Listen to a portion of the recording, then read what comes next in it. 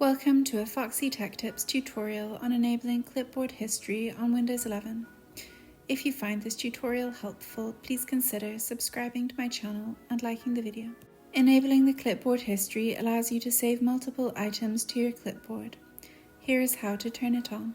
From the Windows 11 desktop, go to the search bar at the bottom. Search for Settings and then open them.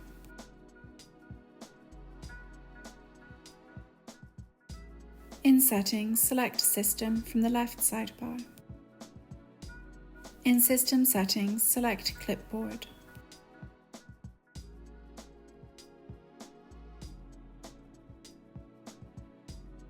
In Clipboard Settings, you can enable Clipboard History.